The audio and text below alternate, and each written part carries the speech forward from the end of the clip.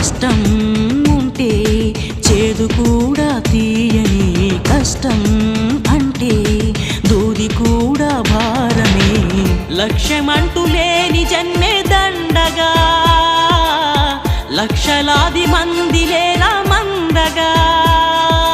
పంతం పట్టి పోరాడందే కోరిన వరాలు పొందలేవు కదా పట్టుదలతో చేస్తే సమరం తప్పకుండా నీదే విజయం కష్టపడితే రాదా ఫలితం పదరా సోదరా